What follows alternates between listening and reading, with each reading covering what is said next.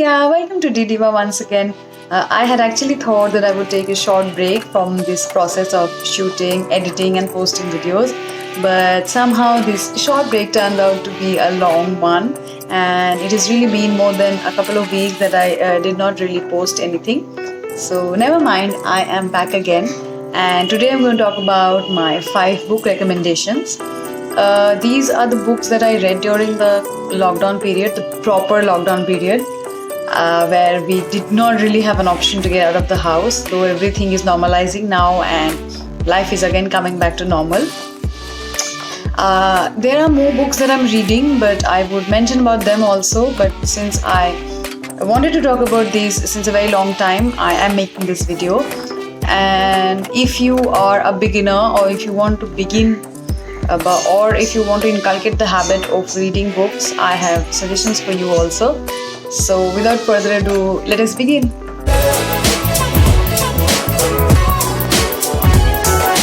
First book is actually mythological fiction by none other than Amish Tripathi, which is The Immortals of Meluha. Now, I have never been interested in mythology, never, until I came across this book, and believe me, since after reading the 2 books of the trilogy, mythological fiction has become my favorite genre. I have discovered more books on them and I'm still reading them. I've mentioned quite a few to you also. This is a book actually where Amish has imagined Shiva to be an ordinary man with extraordinary abilities. He's talked about the Indus Valley civilization, which is the modern day India, and the story runs on his imagination, how he has imagined Shiva to be and what kind of knowledge you require to create fiction out of mythology is amazing. The story is extremely gripping, and I think I finished both the books in a span of about 10 to 15 days. It is so gripping, and at the end, boom, there's a revelation, and you feel like I need to read the next book, because you feel like the story will not be complete if you do not get into the next one.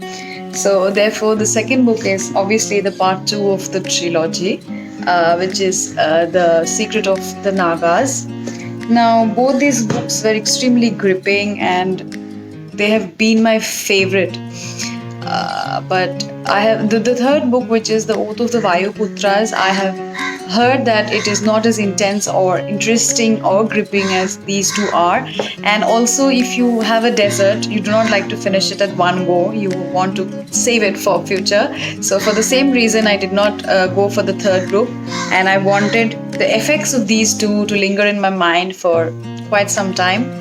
Therefore, my third book is not the third of the Shiva trilogy series, but it is actually by Haruki Murakami. So Sputnik Sweetheart is actually, the story is actually a love triangle which revolves around 2 college-going kids, a girl and a boy. But the girl is in love with a woman who is 17 years older to her. So how she leaves her family and also her best friend to be with the woman, to work for her as her manager.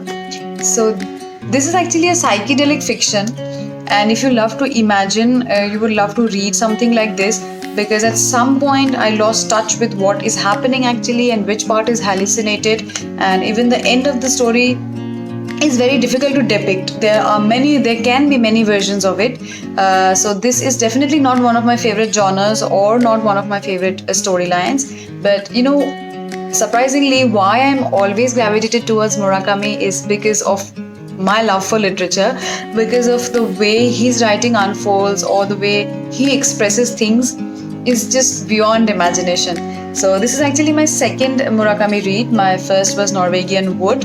What I would suggest is, since this is the thinnest Murakami book, if you want to get the feel of it, if you want to see if you like reading something like this, so you can begin with Sputnik Sweetheart. And there is a lot more to explore on Murakami. The next book I'm going to talk about is an absolute gem, which is The Wise and Otherwise by Sudha Murthy. This is a compilation of 150 short stories by Sudha Murthy, and these are all real life stories, and how I'll talk about it later, but if you do not know who Sudha Murthy is, no, she is not a literature person. She is completely from technical background. She was a professor for MTech students, and she is the chairperson, currently the chairperson of the Infosys Foundation.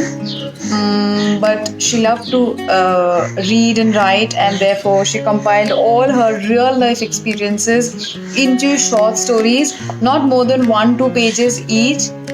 I really, really wish I had discovered her quite a few years ago, because this changes your perspective towards life so much. And I have been reading this book parallelly with the other books, and I would read 2-3 stories each day, and they would just make your day. And if you are a beginner and if you want to start with reading something, I think there is no better alternative than books by Sudha Murthy. This is actually Wise and Otherwise. There are other books also, like Here, There and Everywhere. Then there are novels like Mahashweta. But these compilation of short stories will change your life forever. It will change your perspectives forever. And the same with this, I used to read not more than 2-3 stories every day, so that I did not want to finish it, because I did not want to finish it off early. Last but definitely not the least is the book that took me 1 month to finish, which is Sapiens by Yuval Noah Harari. I'm sure you heard about it. Now, this is purely history, so it was taking a lot of time for me to grip into the story.